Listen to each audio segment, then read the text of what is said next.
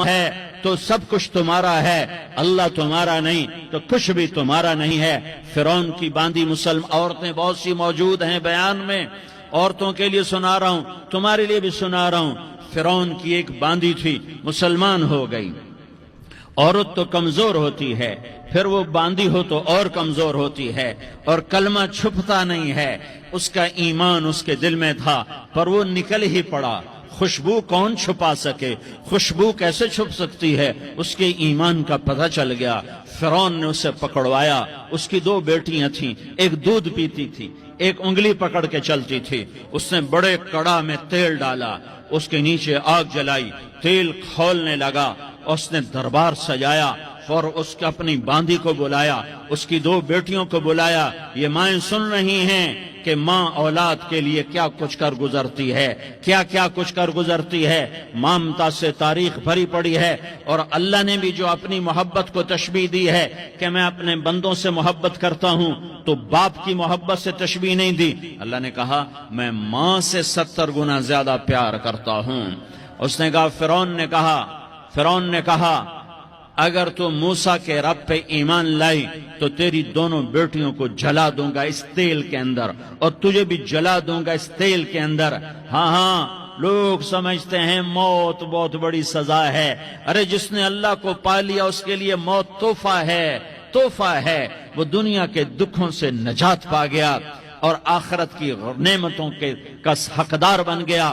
تو فرعون کی باندھی نے کہا فرعون یہ تو میری 2 ہیں، اگر میرے پاس اور ہوتی، میرے پاس 100 ہوتی تو میں 100 بھی اللہ کے نام پہ قربان کر دیتی۔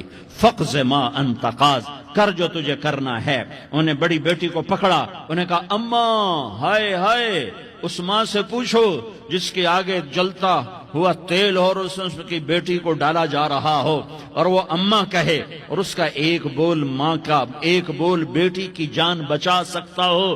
کلمہ کفر کہہ جا، گھر میں جا کے توبہ کر لے، معاف ہو جائے گا، میں قربان جاؤں۔ ایک مقام ایمان کا ایسا آتا ہے کہ قربان ہونا زیادہ محبوب ہو جاتا ہے جان بچانے سے۔ انہوں نے کہا اماں، انہوں نے کہا بیٹی صبر، اللہ کے نام پہ قربان ہو جا۔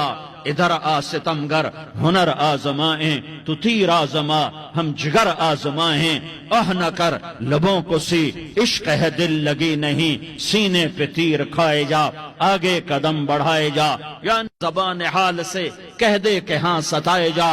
ہاں عشق کی آگ ایسے ہی بھڑکتی ہے، شمع ایسے ہی فروزاں ہوتی ہیں، یہ کمکمے تو بجھ جاتے ہیں، لیکن یہ ایمان والے جو شمع جلا گئے یہ آج تک روشن ہیں، جن کی روشنی میں چلنے والوں کو راستہ مل رہا ہے۔ انہیں بڑی بچی کو پکڑا، ٹانگوں سے پکڑ کے یوں ڈالا، وہ ہائے کرتی گئی اور وہ چٹک گئی اور وہ جل گئی اور وہ بھن گئی مچھلی کی طرح، تلی گئی مچھلی کی طرح۔ ماں ہے، اس کا کلیجہ پھٹ گیا، لیکن آنکھوں سے آنسو کا ایک قطرہ نہیں نکلا۔ صبر دیکھنا ہو تو اسے دیکھو، صبر پڑھنے سے نہیں آتا، اسے دیکھو ایک قطرہ نہیں نکلا تو اس نے کلیجہ پھٹ گیا۔ تو اللہ نے ماں کی آنکھوں سے پردہ ہٹایا اور اس نے دیکھا اپنی بیٹی کی روح کو نکلتے ہوئے۔ بیٹی کہہ رہی اماں صبر کرو، ابھی جنت میں اکٹھے ہو جائیں گے۔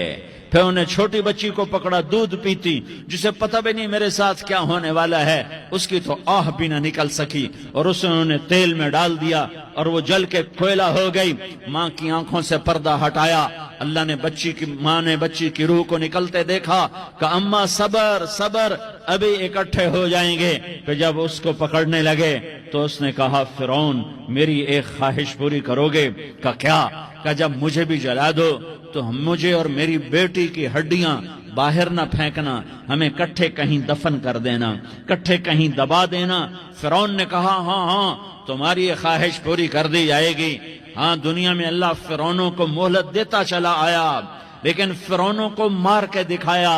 نمرودوں کو مہلت دیتا چلا آیا، پھر نمرودوں کو مار کے دکھایا۔ قارونوں کو مہلت دی، پھر قارونوں کو مار کے دکھایا۔ پھر جنت اور جہنم کا نظام بنایا۔ پھر ایک دن مجھے بھی کھڑا کرے گا اور تمہیں بھی کھڑا کرے گا۔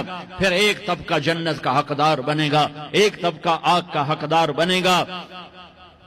پھینک دیا، جل گئی ہڈیاں، ہڈیاں نکل آئیں، انہیں ہڈیوں کو اٹھا کر زمین میں دبا دیا۔ 2000 سال گزر گئے، میرا نبی دنیا میں موسیٰ علیہ السلام کے 2000 سال بعد آتے ہیں اور آپ معراج پہ چلتے ہیں۔ جب آپ بیت المقدس سے معراج کو اٹھے تو آپ کو زمین سے جنت کی خوشبو آئی، تو آپ نے ارشاد فرمایا جبریل میں جنت کی خوشبو سونگھ رہا ہوں، یہ کہاں سے آ رہی ہے؟ تو آپ نے جبریل نے عرض کی یا رسول اللہ، فرعون کی باندی اپنی بیٹیوں کے ساتھ، اپنی ہڈیوں کے ساتھ جس جگہ پر دفن ہے، جس دن اسے دفن کیا گیا تھا، اس دن سے آج تک یہ خوشبو آ رہی ہے اور یہ قیامت تک خوشبودار رہے گا۔ یہ زمین کا ٹکڑا کہ یہاں وہ دفن ہے جس نے اللہ کے ساتھ سودا کر لیا۔ اللہ سے سودا کر لو، اللہ سے سودا کر لو۔ یہ سودا حسین نے کیا اللہ کے ساتھ، ایک سودا یزید نے کیا، اس نے خون بہایا، اس نے ظلم کیا۔ ارے ظالم کبھی ہرا نہیں ہوتا اور مظلوم کبھی خشک نہیں ہوتا، ظالم پہ کبھی بہار نہیں آتی اور مظلوم پہ کبھی خزاں نہیں آتی۔